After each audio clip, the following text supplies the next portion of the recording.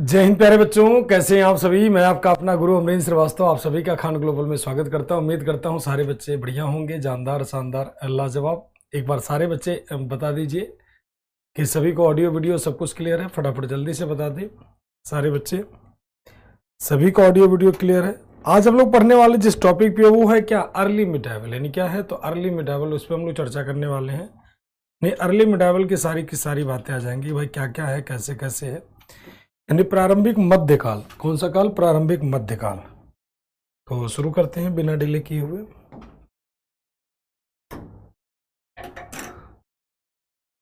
चलिए, हाँ, जय हिंद प्यारे बच्चे। योगेश जी, केजेस यूजर जी, सूरज जी, हर्ष जी, सभी को जय हिंद। प्रिंस जी, तो आज हम लोग पढ़ने वाले हैं क्या, अर्ली मिडाइवल।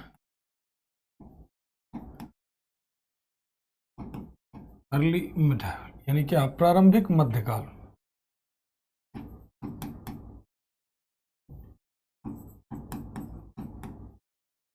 यानी क्या, प्रारंभिक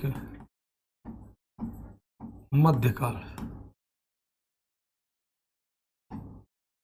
प्रारंभिक मध्यकाल की अगर हम बात कर लेते हैं कि प्रारंभिक मध्यकाल में क्या आता है, कैसे आता है, क्या क्या बातें होती हैं, तो प्रारंभिक मध्यकाल की बात कर लेते हैं, अर्ली मिडाइवल हिस्ट्री की। तो इसे हम लोग तीन भागों में बांटे। तो इसमें हम लोग तीन लोगों के बारे में जानेंगे, ध्यान रखिएगा।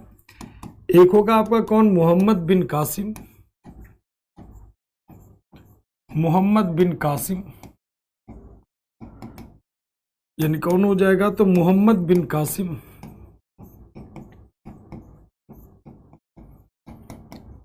मोहम्मद बिन कासिम। और कौन होगा, महमूद गजनवी। और कौन होगा, महमूद गजनवी।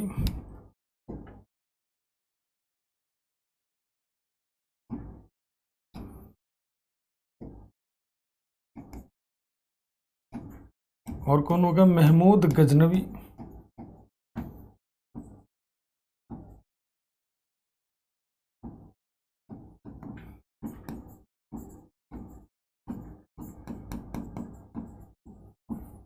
यानी कौन, महमूद गजनवी। और तीसरा इसी में हो जाएगा कौन, मोहम्मद गोरी। और कौन हो जाएगा, मोहम्मद गोरी।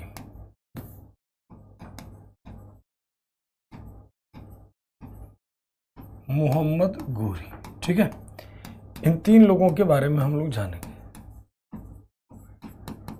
मोहम्मद गोरी, इन तीन लोगों के बारे में हम लोग इस क्लास में पढ़ेंगे, ठीक है। यहां से आपकी क्लास मोस्ट इंपॉर्टेंट हो जाएगी, ध्यान रखिएगा। तो एक एक करके हम लोग स्टार्ट करते हैं।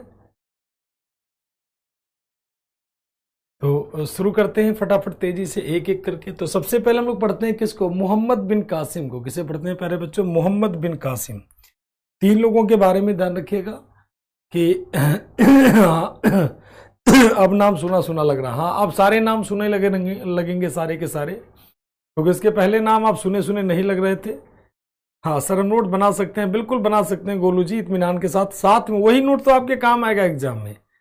बाकी पीडीएफ सेव कर करके रखोगे, वो ज्यादा काम नहीं आएगा। यहाँ से नोट्स आप प्रॉपर बनाइए, क्योंकि वो आपका सब पढ़ाएंगे। राजपूत काल, दक्षिण भारत, ये सब जितने फुटकर वाले टॉपिक है ना, वो सब आखिरी में पढ़ेंगे तब, ठीक है। सारे के सारे आखिरी में पढ़ते हैं, क्योंकि लास्ट में उन सब का ज्यादा एग्जाम में आपके सवाल नहीं रहता है, इसीलिए उन सब टॉपिक को आखिरी में करते हैं। इसलिए आखिरी में करते हैं ताकि उसमें जो बच्चा मन करे पढ़े, नहीं मन करे मत पढ़े, उसमें क्या ही दिक्कत है, ठीक। तो एक एक करके Mohammad bin Qasim, then Mahmood Ghaznavi, then हो जाएगा क्या, मोहम्मद गोरी।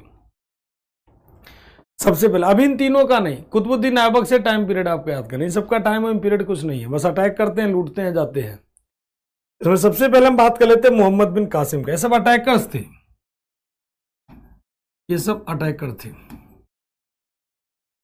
मोहम्मद बिन कासिम कौन हो जाएगा, मोहम्मद बिन कासिम।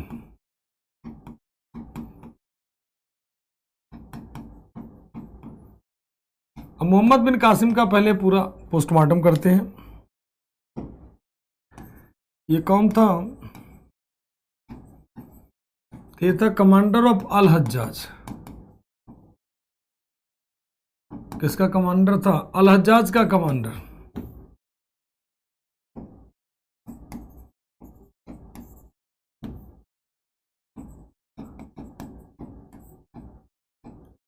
अल हज्जाज का कमांडर था। ठीक, अल हज्जाज कौन था? अल हज्जाज वाज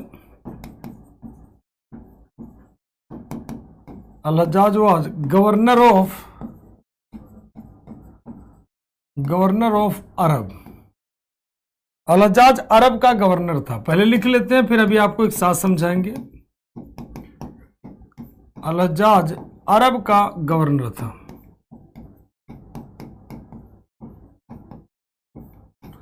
अरब का गवर्नर था।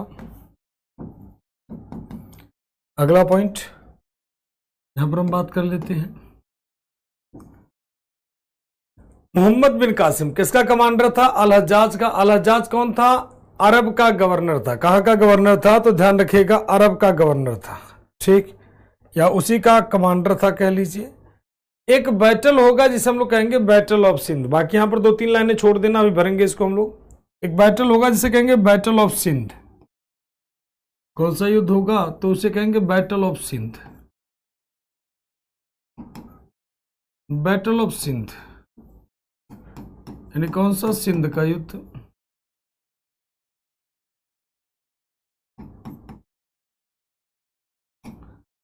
सिंध का युद्ध कब होगा? तो 712 एडी। किसके किसके बीच होगा? दाहिर यानी किसके बीच? Dahir versus Mohammad bin Qasim.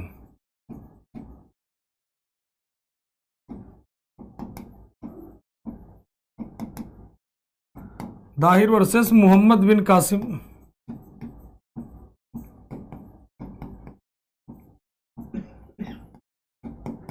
Dahir versus Mohammad bin Qasim से विजेता कौन होगा भाई?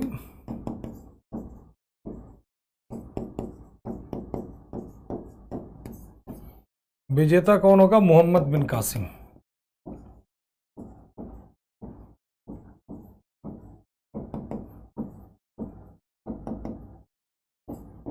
कौन हो जाएगा? Muhammad bin Qasim.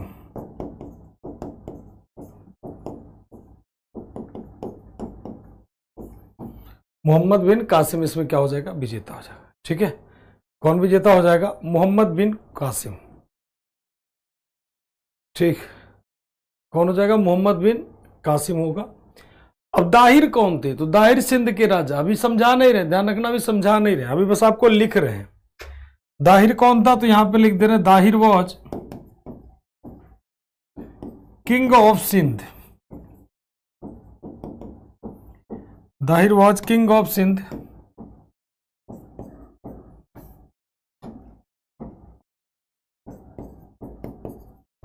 दाहिर सिंध का राजा था।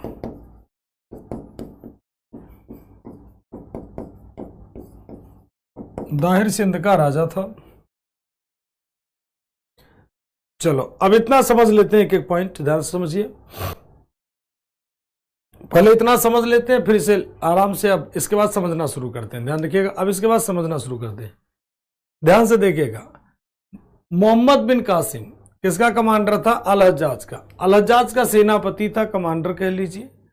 ठीक, और अल हज्जाज कौन था? अरब का गवर्नर था। और बैटल ऑफ सिंध जो है, दाहिर कहां थे? सिंध के राजा थे दाहिर।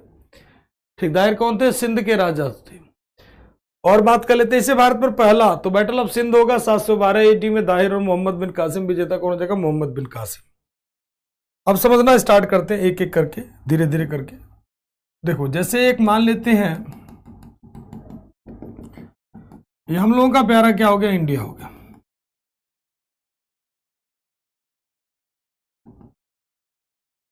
हम लोगों का प्यारा क्या हो जाता है? इंडिया हो जा रहा है। ठीक है, हम लोगों का प्यारा क्या हो गया? इंडिया हो गया। सिंपल सा लॉजिक है।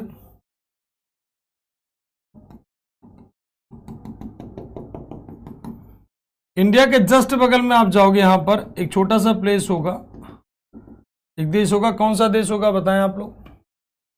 और इंडिया के बगल में यहां पर आओगे तो एक देश होगा जिसे हम लोग कहते हैं क्या? पाकिस्तान। कहते ना इसे बगल में क्या है? पाकिस्तान।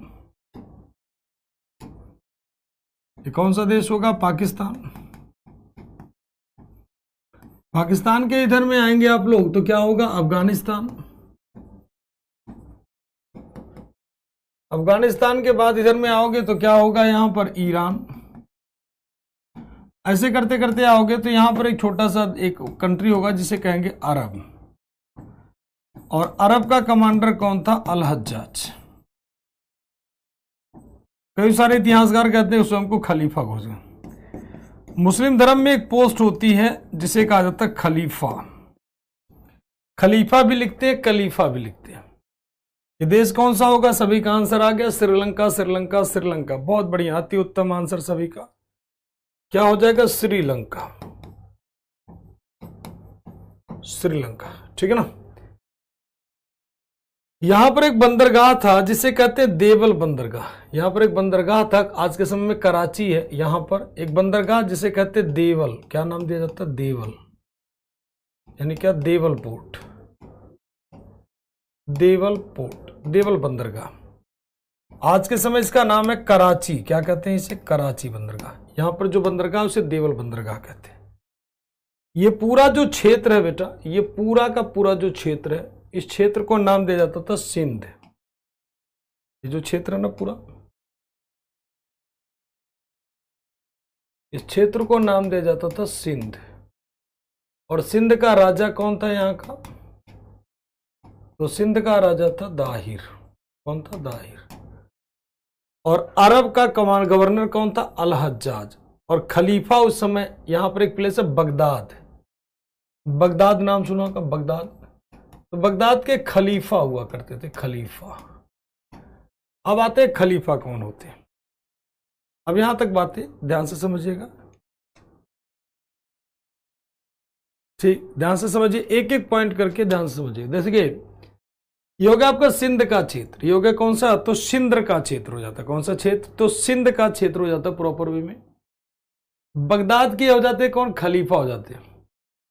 श्रीलंका के लोगों ने, ध्यान से सुनना पूरी कहानी, श्रीलंका के लोगों ने खलीफा को कुछ उपहार दिया। श्रीलंका के, ठीक, श्रीलंका के लोगों ने खलीफा को उपहार दिया। मन में सवाल आता है खलीफा कौन होते, तो खलीफा मुस्लिम धर्म के धर्मगुरु होते थे।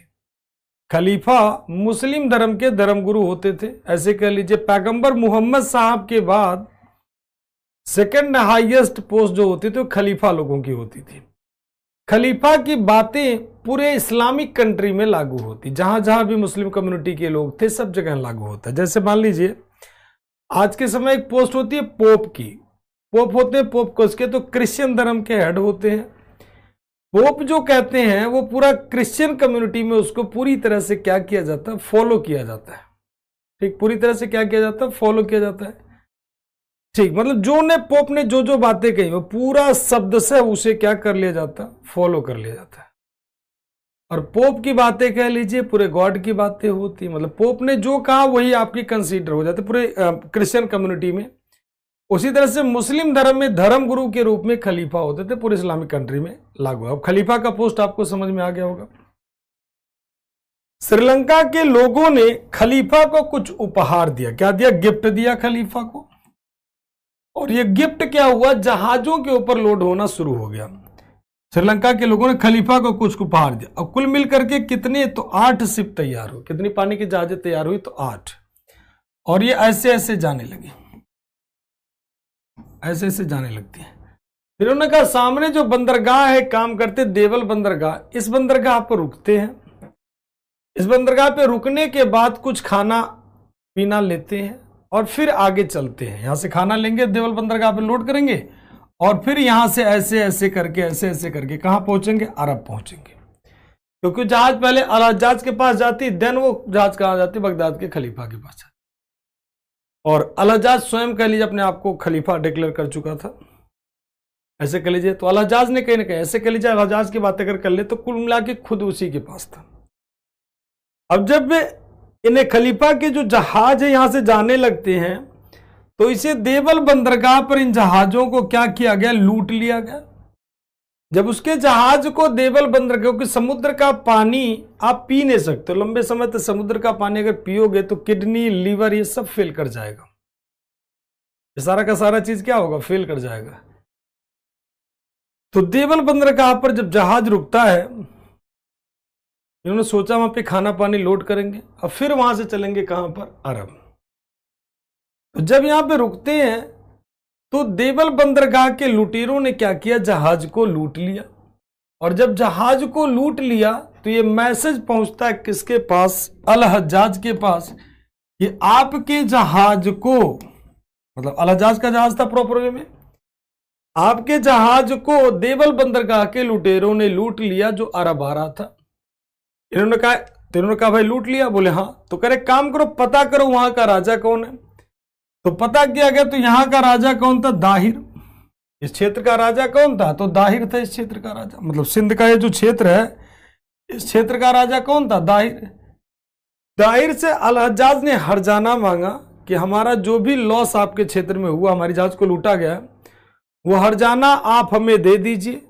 हमारे और आपके बीच किसी भी तरह का कोई दुश्मनी नहीं है, ठीक, हमारे और आपके बीच किसी भी तरह का कोई दुश्मनी नहीं है। तो दाहिर ने कहा कि भाई इस क्षेत्र पर हमारा नियंत्रण जरूर है, ये जो देवल बंदरगाह है ये हमारे क्षेत्र में जरूर आता है, लेकिन यहां के लुटेरों पर हमारा कोई कंट्रोल नहीं है, परिणाम स्वरूप हम हर्जाना नहीं देंगे। तो जब हर्जाना देने से मना कर दिया तो एक व्यक्ति को भेजा गया जिसका नाम क्या था, मोहम्मद बिन कासिम। क्या नाम था, मोहम्मद बिन कासिम। अब दाहिर और मोहम्मद बिन कासिम दोनों लोगों के बीच युद्ध हुआ। जो युद्ध हुआ उसे कहा गया बैटल ऑफ सिंध या बैटल ऑफ रिवर, और 712 में युद्ध हुआ। युद्ध में क्या होता है, दाहिर की हार हुई और मोहम्मद बिन कासिम युद्ध जीत गया। युद्ध जीतने के बाद मोहम्मद बिन कासिम से युद्ध जीत गया, दोनों के बीच युद्ध, दाहिर और मोहम्मद बिन कासिम। मोहम्मद बिन कासिम युद्ध जीत गया। युद्ध जीतने के बाद दाहिर से हर्जाना मांगा गया, मतलब युद्ध जीतने के बाद दाहिर से कहा गया इस्लाम कबूल कर लो। दाहिर ने इस्लाम कबूल करने से क्या कर दिया, मना कर दिया। फिर दाहिर को ऐसे कह दीजिए फांसी दे दी गई, और दाहिर का चैप्टर क्या हो गया, क्लोज। दाहिर को फांसी दे दी गई, दाहिर का चैप्टर हो गया क्या, क्लोज। और इसे ध्यान रखना, इसे बैटल ऑफ सिंध या बैटल ऑफ रिवर भी कहते हैं, इसे रिवर का युद्ध भी कहते हैं, ध्यान रखिएगा। अब आपके एग्जाम में सवाल, यह भारत पर पहला मुस्लिम अटैक माना जाता है। अब आपके, और यहां पर जब मोहम्मद बिन कासिम कब्जा कर लेता है, फिर यहां पर एक टैक्स लागू करता है, इसे कहते हैं जजिया टैक्स।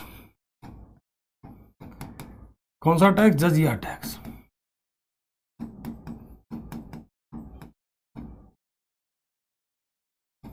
यानी कौन सा कर लागू करता है, जजिया कर।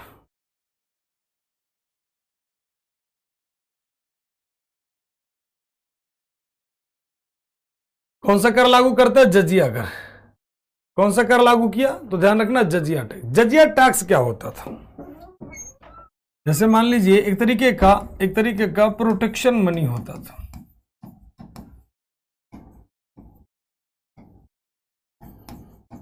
सिक्योरिटी मनी कह लीजिए, सुरक्षा कर होता था।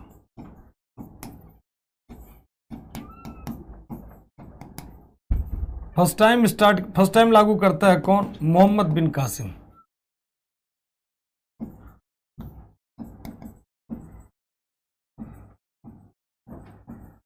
मोहम्मद बिन कासिम के द्वारा पहली बार लागू किया गया। अब देखो क्या होता है जजिया कर। जैसे मान लीजिए कोई राजा है, उसके साम्राज्य में दो लोग हैं। मान लीजिए कोई राजा, उसके साम्राज्य में दो लोग हैं, एक है मुस्लिम और दूसरे क्या है, नॉन मुस्लिम। तो राजा कहता भाई देखो मैं मुस्लिम हूं, तो मेरा काम केवल मुस्लिम को प्रोटेक्ट करना है। मेरा काम केवल मुस्लिम को प्रोटेक्ट करना है। मेरा काम नॉन मुस्लिम को प्रोटेक्ट करना नहीं है, मतलब इन्हें सुरक्षा देना नहीं है।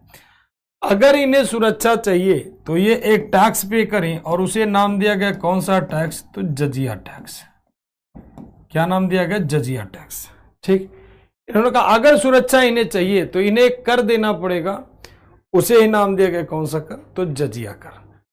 ठीक, ध्यान रखिएगा। और किससे लिया जाता था, गैर मुस्लिमों से लिया जाता था। किससे, तो गैर मुस्लिमों से। इसी कहते हैं जजिया टैक्स, ध्यान रखिएगा।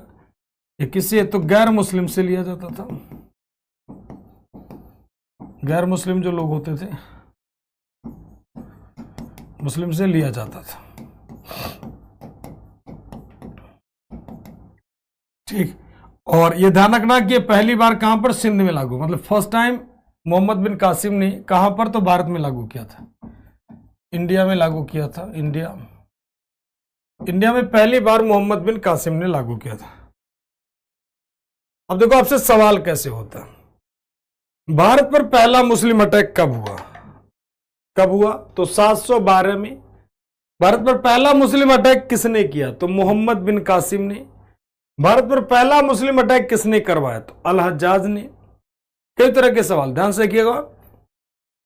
भारत पर पहला मुस्लिम अटैक किसने किया? मोहम्मद बिन कासिम ने। भारत पर पहला मुस्लिम अटैक किसने करवाया? तो अल हज्जाज ने। भारत पर पहला मुस्लिम अटैक कब हुआ? तो 712 AD में।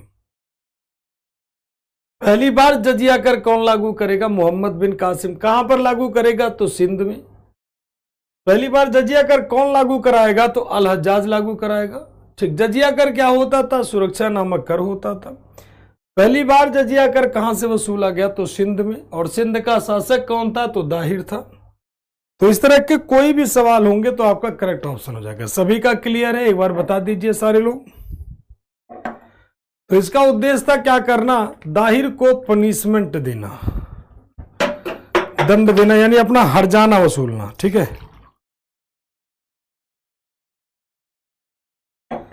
एक बार सभी बच्चे बता दीजिए, सभी को क्लियर है? Mission NDA, yes sir. Sanu yes sir. Santosh yes sir.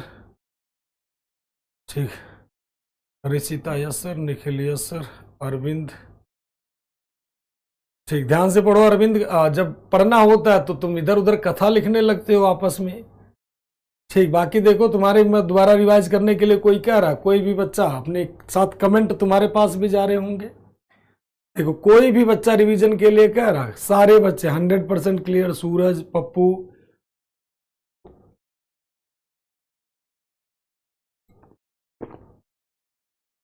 Aditya, Pankaj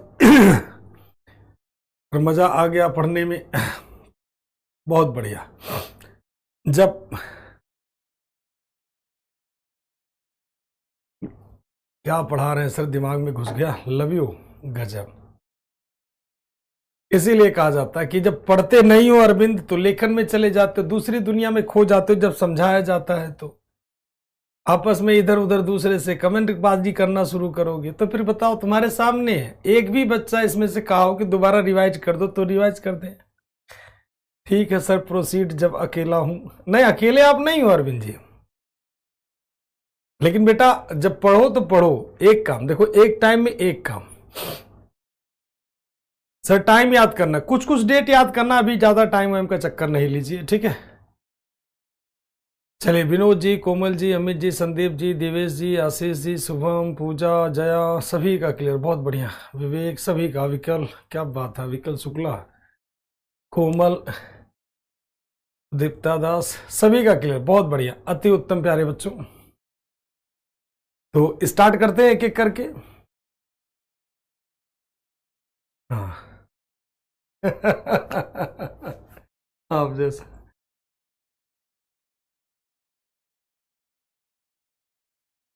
देख लिया आप लोगों के कमेंट, देख लिया, टेंशन ना लीजिए आप लोग, सभी के कमेंट देख लिया। चलिए अब आगे चले।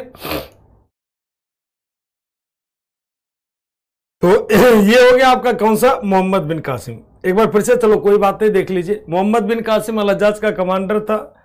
अल हज्जाज खलीफा का गवर्नर था। सिंध का राजा था दाहिर। सिंध का युद्ध 712 में रेवर का युद्ध कहलाता। मोहम्मद बिन कासिम और इनके बीच युद्ध हुआ। इसे भारत पर पहला मुस्लिम अटैक कहते हैं। यह अटैक कौन सा था? जजिया कर। तो किसके द्वारा लागू किया गया? तो मोहम्मद बिन कासिम के द्वारा। कहां पर लागू किया गया? तो सिंध में। कहां पर? यहां पर इंडिया की जगह आप सिंध कर दीजिए प्रॉपर, ताकि आपके एग्जाम में सिंध ही रहता है, सिंध। ठीक है, इसको हम अलग से स्टेटमेंट प्रॉपर बना दे रहे हैं ताकि आपको कोई भी सिंगल डाउट ना रहे। फर्स्ट अरब अटैक किसके द्वारा? मोहम्मद बिन कासिम के द्वारा। फर्स्ट अरब अटैक किसने किया था? मोहम्मद बिन कासिम ने। या पूछता फर्स्ट मुस्लिम फर्स्ट अरब अटैक किसके द्वारा? मोहम्मद बिन कासिम के द्वारा। और बात कर लेते हैं, इसे फर्स्ट मुस्लिम अटैक कहते हैं, प्रथम मुस्लिम आक्रमण। तो ये भी कौन हो जाएगा? Muhammad bin Qasim. First time जजिया टैक्स, फर्स्ट टाइम जजिया टैक्स, तो भी हो जाएगा क्या? मोहम्मद बिन कासिम। कुछ भी ऐसा पूछेगा तो आपको ध्यान रखना मोहम्मद बिन कासिम। ठीक, अगला आते हैं, कौन हो जाएगा? मोहम्मद। एक और पॉइंट लिख लीजिए, एक शहर है मुल्तान, मुल्तान को नाम दिया जाता सिटी ऑफ गोल्ड। क्या कहते हैं? City of gold. मुल्तान को कहते हैं सिटी ऑफ गोल्ड, यानी क्या? तो सोने का शहर, सोने का शहर, सोने का शहर कहते हैं मुल्तान को। क्या कहते हैं? सोने का शहर कहते हैं, सोने का शहर, सिटी ऑफ गोल्ड। तो क्या कहेंगे? तो सिटी ऑफ गोल्ड कहते हैं किसको? मुल्तान को, मोहम्मद बिन कासिम ने। ध्यान रखना, दाहिर क्या थे? तो अंतिम हिंदू राजा माने जाते हैं सिंध के। ये पॉइंट और लिख दे रहे हैं, Dahir was last Hindu ruler of Sindh. Dahir Sindh का अंतिम हिंदू शासक थे, दाहिर सिंध के अंतिम हिंदू शासक थे।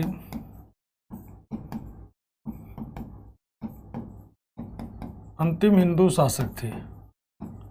और ये कौन से कम्युनिटी के थे? दाहिर तो ध्यान रखना ब्राह्मण कम्युनिटी के थे। क्या थे? तो ध्यान रखना ब्राह्मण।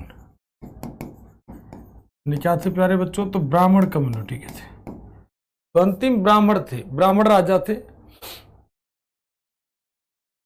ठीक, तो ये हो जाता है आपका यहां तक की बातें। अब इसके बाद आते हैं महमूद गजनवी, इसके बाद आते हैं, तो ये तो हो गया मोहम्मद बिन कासिम। अब इसके बाद है महमूद गजनवी। गजनवी का कारण क्या था? गजनवी, बुत सिकन जिसे कहते हैं, बुत सिकन। बुत सिकन का मतलब मूर्ति तोड़ने वाला। महमूद गजनवी, महमूद गजनवी।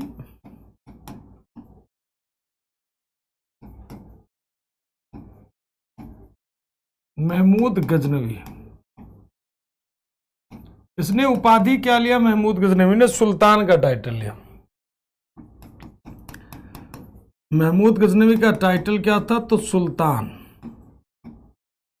कौन सी उपाधि लेता है? तो सुल्तान की उपाधि लिया। कौन सा उपाधि लेता है? सुल्तान। तो महमूद गजनवी का टाइटल क्या होगा? सुल्तान।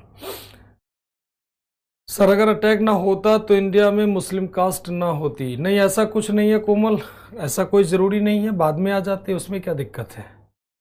ठीक, मुल्तान कहाँ है? कौन बताएगा मुल्तान कहाँ है? संतोष का एक सवाल है, मुल्तान का सुल्तान नाम सुना है ना?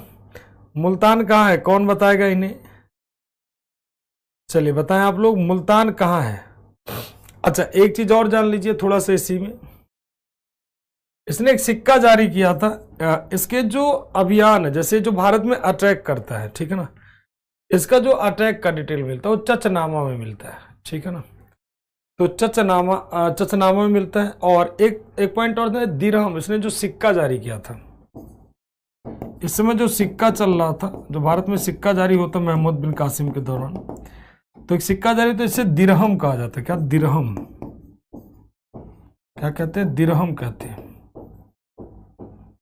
दिरहम नामक सिक्का जारी करता है। और इसका डिटेल हमें कहाँ मिलता है? जो युद्ध की पूरी कहानी हम आपको सुना रहे हैं, इसका पूरा वर्णन कहां पर मिलता है महमूद गजनवी के बारे में? तो चचनामा। चचनामा किसमें मिलता है? चचनामा में। अगर पूछ लेता तो ठीक, नहीं पूछता तो कोई दिक्कत वाली बात नहीं है। बस दिमाग में आप लोग बिठा के रखो, कम से कम पूछ लेता तो ठीक, नहीं पूछता तो कोई दिक्कत वाली बात नहीं। ठीक, चलिए अब आते हैं, इसको टाइटल क्या मिलता है? तो सुल्तान का। कौन सी उपाधि मिलती है? तो सुल्तान। ठीक, और क्या उपाधि हो गई? तो यामनी उद्दौला, और क्या? यामनी उल मिल्ला, ठीक है ना, यामनी उद्दौला और यामनी उल मिल्ला उपाधि। और क्या हो जाएगी? तो सुल्तान का। और उपाधि क्या हो जाएगी? यामनी दौला।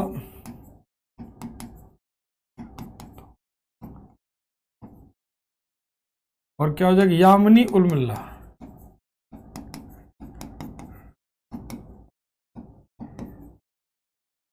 दो पद, यामिनी दौला, यामिनी उल मिल्ला, ये सारी की सारी उपाधियां हो जाएगी।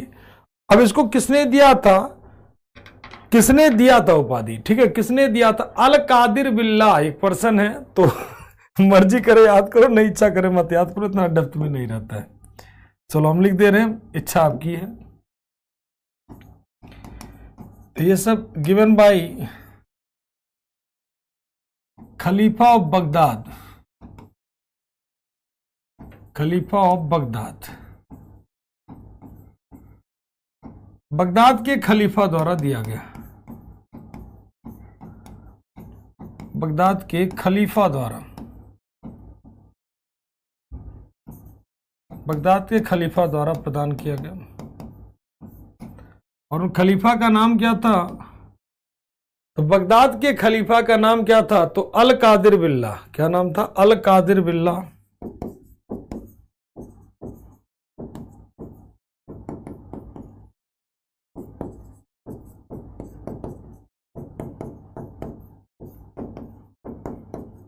क्योंकि दो चार सवाल बड़ा उटपटांग रहता है ना, तो ये यही सब सवाल पूछ लेता है,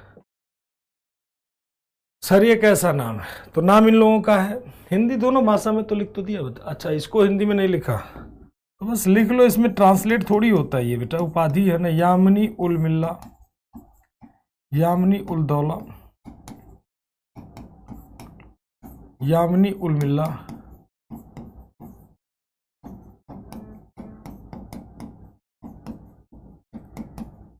यामिनी उल मिल्ला, इसका क्या हो जाएगा, उपाधि, ठीक। और ये कहां से बिलोंग करता था, तो गजनी से। ये कहां का शासक था, तो रूलर ऑफ गजनी, गजनी यानी कहा, तो गजनी का शासक, गजनी का शासक। और गजनी प्रेजेंट टाइम में कहां पर है, तो अफगानिस्तान,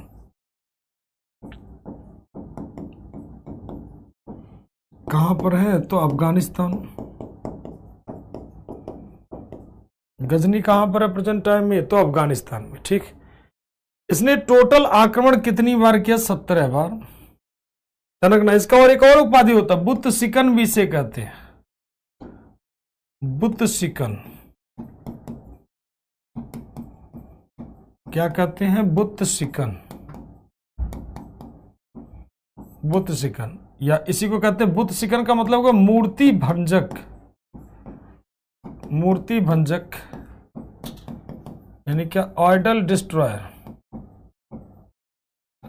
मूर्ति तोड़ने वाला, जो मूर्ति को तोड़ कर दे उसे बुत सिकन कहते हैं, मूर्ति भंजक कहते हैं, ठीक।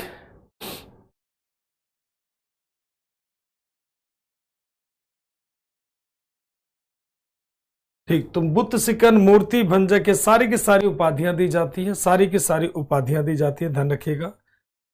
इसके अगर वंश की बात कर लेते हैं तो कौन से वंश का हो जाएगा, यामिनी वंश का। कौन से वंश का शासक होगा, यामिनी वंश का शासक होगा। तो अफगानिस्तान की बात कर ले, महमूद गजनी अफगानिस्तान का था। इसके वंश की बात कर लेते हैं, कौन से वंश का था ये,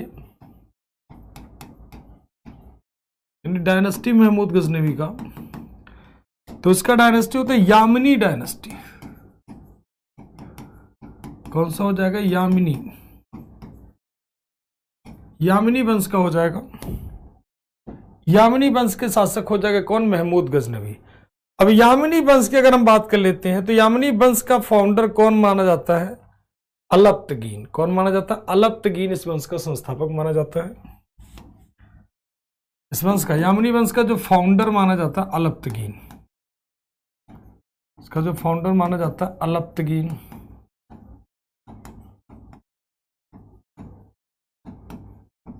अलप्तगीन इस वंश का फाउंडर माना जाता है।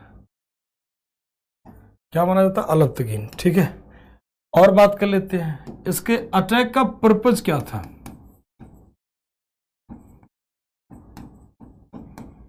मतलब इसका उद्देश्य क्या था। टोटल अटैक पहली बार कितने किया, टोटल अटैक कितनी बार, 17 बार। कितनी किया, 17 बार। कुल आक्रमण 17 बार। और इसने 17 बार अटैक किया। आक्रमण का उद्देश्य क्या था, पर्पज क्या था, इसके उद्देश्य क्या था आक्रमण का? तो इसके आक्रमण का उद्देश्य क्या था? धन की प्राप्ति,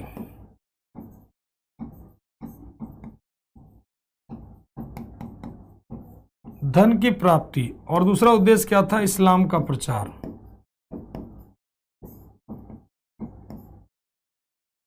इस्लाम का प्रचार, ये दो उद्देश्य था इसका। भारत में आक्रमण करने का दो उद्देश्य था।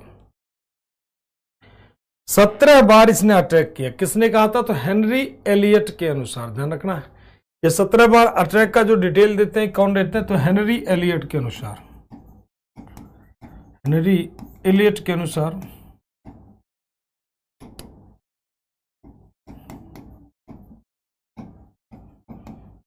हेनरी एलियट कहते हैं 17 बार अटैक करता है।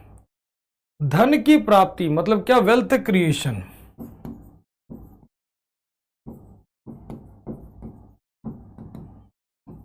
वेल्थ क्रिएशन या वेल्थ की प्रॉपर्टी, कलेक्ट प्रॉपर्टी, कुछ भी कह लीजिए। प्रोपोगेशन ऑफ इस्लाम, इस्लाम का प्रचार करना, ठीक।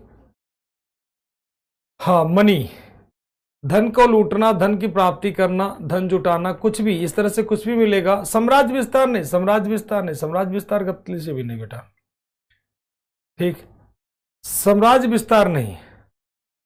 तो साम्राज्य विस्तार का तो कोई मतलब ही नहीं बनता कि साम्राज्य विस्तार ये महोदय जी करें। पहला अटैक कब होता है? तो 1000 में पहला अटैक होता है। कहां पर? तो पंजाब के सीमावर्ती क्षेत्र में पहला आक्रमण होता है। इसका फर्स्ट अटैक कहां पर होगा?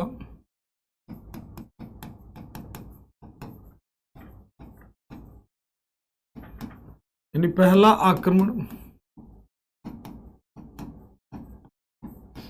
पहला आक्रमण आप प्रॉपर कह लीजिए 1000 में शुरू करेगा, 1001 तक चलता है। 1000 में शुरू करेगा जो 1001 तक चलेगा, मतलब बीच बीच में आता रहेगा। तो कुछ इतिहासकार 1000 कहते हैं, कुछ इतिहासकार 1001 कहते हैं। तो अगर आपके एग्जाम में 1000 मिलता तो पहली प्रायोरिटी आपकी वो होनी चाहिए, नहीं मिलेगा तो 1001 कह दीजिएगा, ठीक है। 1000 मिलता है तो ठीक, नहीं मिलेगा तो 1001 कर दीजिएगा। कहां पर? तो पंजाब के सीमावर्ती क्षेत्र पर,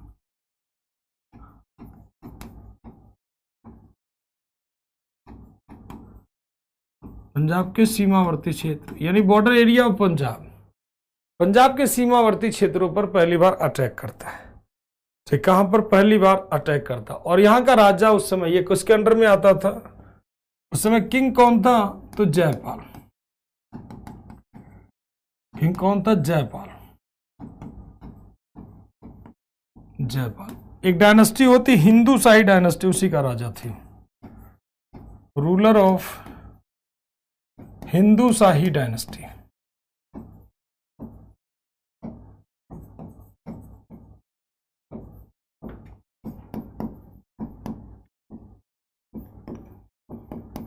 यानी क्या? हिंदू शाही वंश के शासक।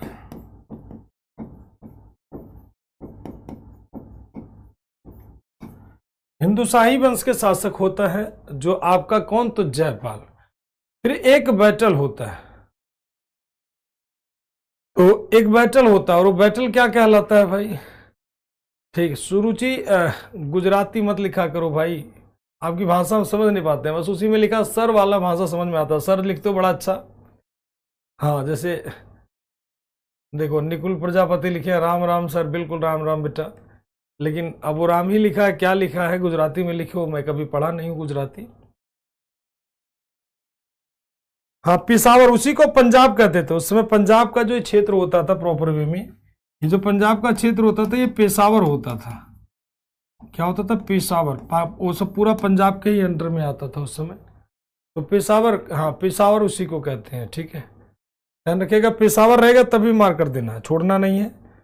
पेशावर रहेगा तब भी मार कर देना, छोड़ना नहीं है, ठीक है। तो पंजाब अगर आपकी इच्छा नहीं तो हटा देते हैं, पूरा पंजाब पेशावर पूरा क्षेत्र लेकर के होता था। लो हटा ही दे रहे हैं, कोई दिक्कत वाली बात नहीं है। पंजाब मिले या पेशावर मिले, दोनों का अर्थ एक ही है। यहां पर आज के समय का पंजाब मत सर्च करो, पंजाब के सीमावर्ती, लो पेशावर लिख दे रहे अब, ठीक है। क्योंकि पूरा बॉर्डर एरिया टच करता था हिंदू साइड। पेशावर मिले तो पेशावर, नहीं मिलेगा तो पंजाब। फिर से देख लीजिए, यहां पर और लिख दे रहे हैं, नहीं मिलेगा तो आप पंजाब मार करना है। जैसे देखो, एक बैटल होता है battle of Waihind, battle of Waihind, battle of Waihind, Waihind का युद्ध होता है 1001 में।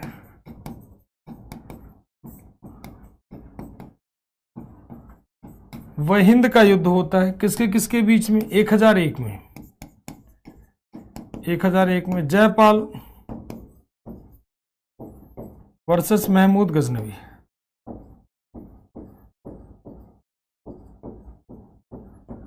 और इसमें विजेता कौन हो जाएगा? महमूद गजनवी। विक्ट्री कौन हो जाएगा? महमूद गजनवी। ठीक है। और जयपाल क्या कर लेगा? आत्महत्या। जयपाल ने क्या कर लिया? आत्महत्या कर लिया। आत्महत्या कर लिया, कर लिया हारने के बाद।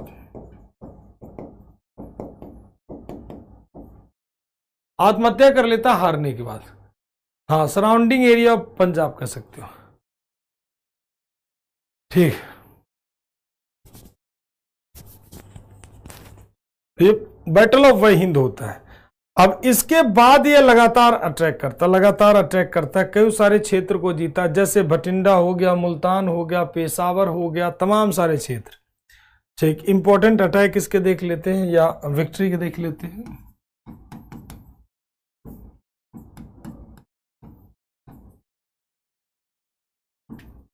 कहां कहां तक आक्रमण करता है? तो 17 बार अटैक करेगा, बार बार कई सारे क्षेत्रों पर अटैक करेगा। जैसे मान लीजिए भटिंडा हो गया, जैसे मान लीजिए कई सारे, भटिंडा, मुल्तान, पेशावर, अलवर, भटिंडा, मुल्तान,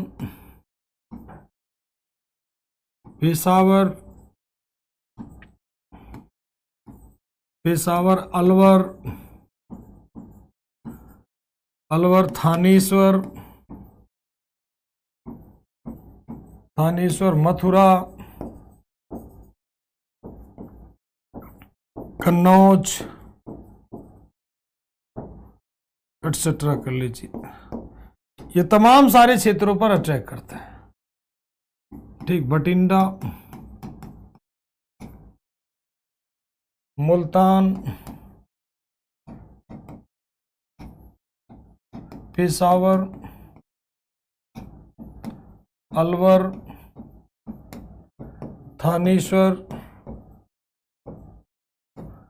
मथुरा, कन्नौज, इन सभी क्षेत्रों पर अटैक करता है। अब किसी ने इसे सलाह दिया कि तुम बेकार में परेशान हो, तुम बेकार में, इसके अलावा कश्मीर भी जाता, ध्यान रखना कश्मीर तो बिल्कुल 100% रहेगा।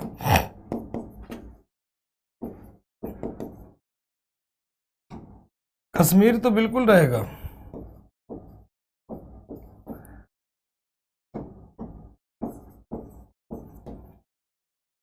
एटसेट्रा कर दो। एक बैटल होता है, उसके बाद फिर दोबारा आ जाएंगे पीछे।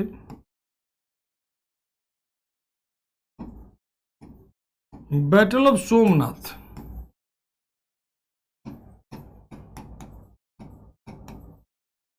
सोमनाथ का युद्ध।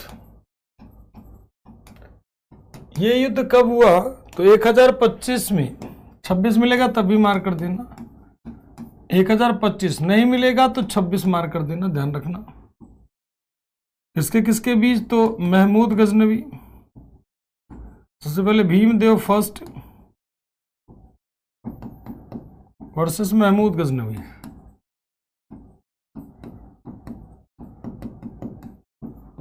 Versus Mahmud Ghaznavi.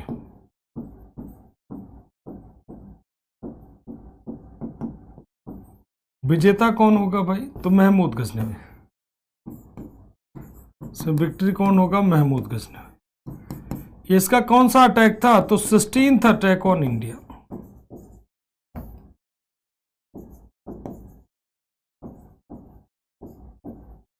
Sixteenth attack on India, Bharat पर 16वां आक्रमण।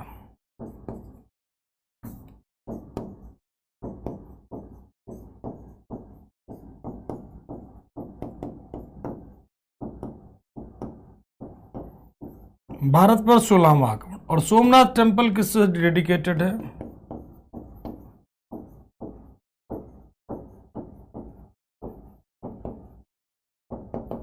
सोमनाथ टेम्पल किस देवता का है? तो लॉर्ड शिवा का।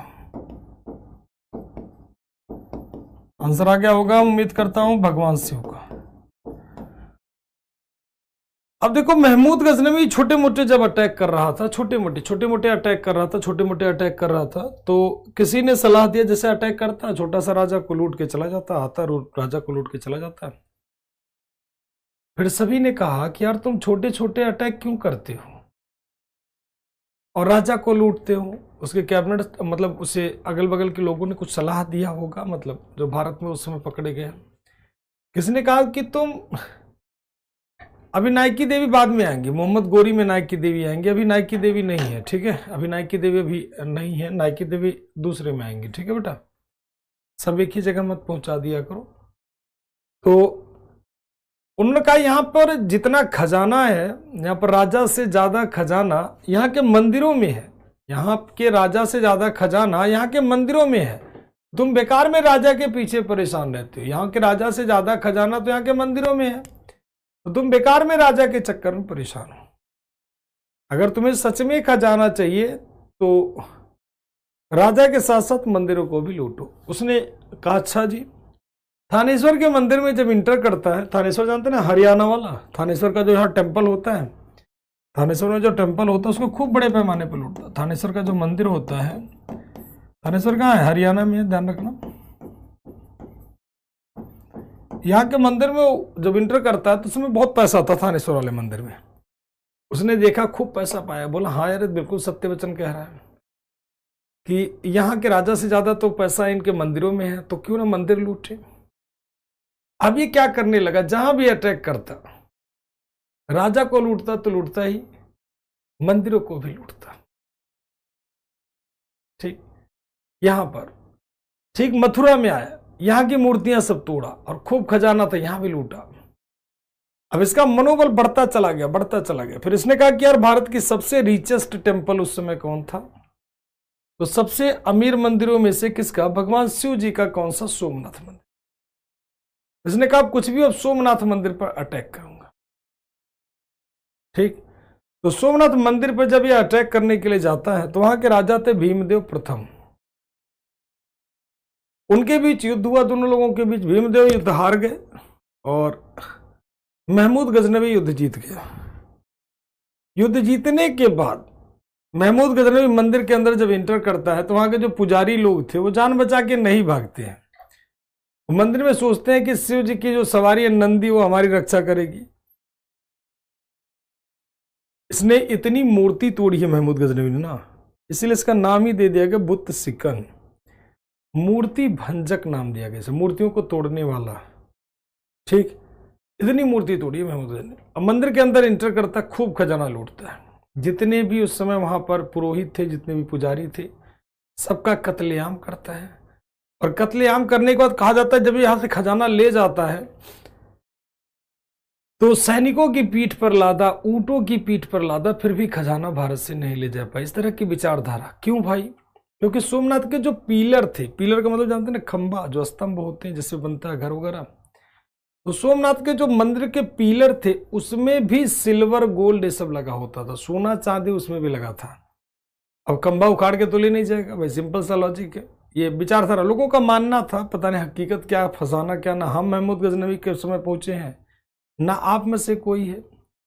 बस अभी तो फिलहाल सारे महमूद गजनवी के पास ही हो, क्योंकि कहानियों में सारे खोए पड़े हो।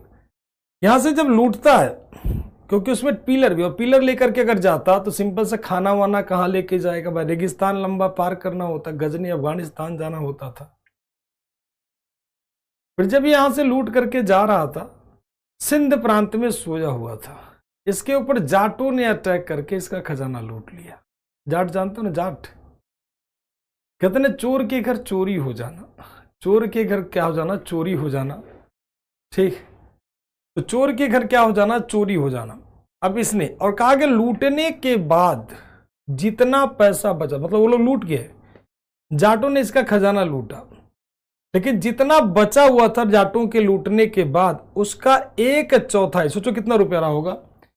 मान लीजिए 100 रुपया रहा होगा, थोड़ी देर के लिए एग्जांपल लेते हैं। जाटों ने लूटा, अब कितना लूटा कुछ नहीं पता, पूरा तो लूटा नहीं, मतलब जो भी लूटा होगा, मान लीजिए 20% बचा था लूटने के बाद, यानी 20 रुपये बचा लूटने के बाद, इसका 1/4 पार्ट यानी कितना, 5 रुपए में पूरी गजनी की राजधानी चमकाता है।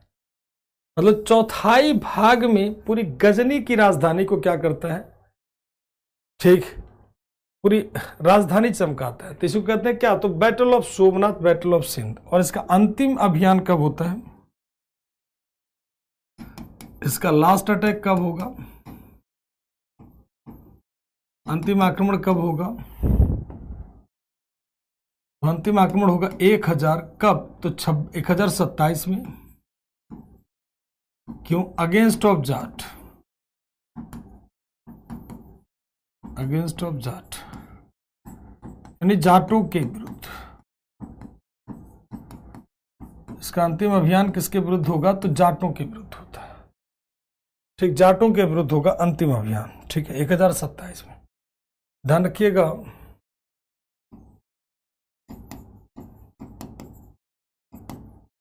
अंतिम अभियान कहां पर होगा, तो जाटों के विरुद्ध। यहाँ पर ध्यान रखिएगा, नोट करके लिख दे रहे हैं। सिंध में जाटों ने महमूद गजनवी का खजाना लूटा था, महमूद गजनवी का खजाना लूटा।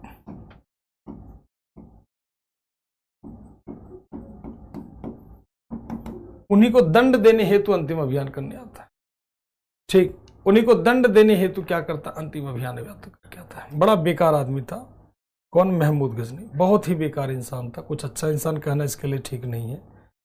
इसके दरबार के विद्वान भी कई सारे हुआ करते, कोर्ट स्कॉलर इसके हुआ करते थे, जिन पे हम लोग चर्चा करेंगे नेक्स्ट क्लास में, ठीक है, क्योंकि आज अभी हम लोग चर्चा नहीं कर पाएंगे। कल हम लोग इसके दरबार के विद्वान देखेंगे और मोहम्मद गोरी पृथ्वीराज चौहान जी की मस्त वाली कहानी चलेगी। किसी के मन में कोई सवाल हो तो आप लोग पूछ लीजिए।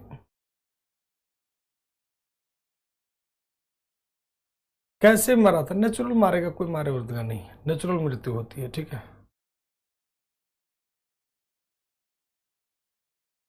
बहुत गुस्सा आ रहा है इस पर, फिर आप कैसे पढ़ाते हो पता ही नहीं चल पाता।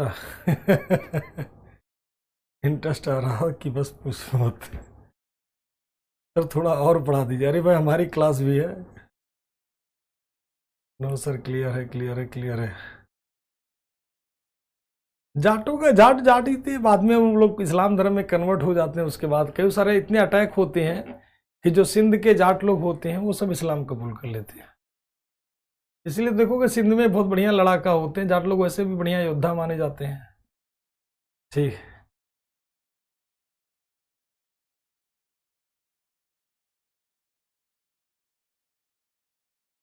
हाँ, मथुरा वाली, बिल्कुल बिल्कुल बिल्कुल बिल्कुल मस्जिद बनवाता है। Teaching method is very fantastic. Time पता नहीं चला सर।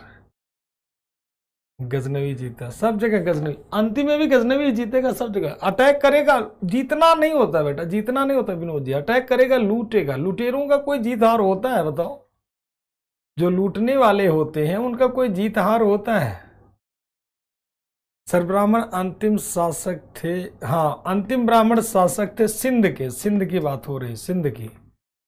सिंध के अंतिम ब्राह्मण शासक वही माने जाते हैं। मंदिर वो सब कबीलाई लोग कहते हैं, तमाम सारे कबीले के सब लोग रहते हैं, वो कहते हैं महमूद गजनवी के जब उन्हें लूटने जाता है। बहुत ज्यादा गलत किया था गजनी ने। क्या ही करोगे भाई, अभी तो बहुत सारे शासक आएंगे। हाँ बिल्कुल बिल्कुल, सब हिस्ट्री सब सवाल आते हैं, कोई ऐसा नहीं कि केवल यहाँ से आते हैं। Fantastic explanation. चलिए, थैंक यू टू ऑल, मिलते हैं कल। जय हिंद, जय भारत, वंदे मातरम।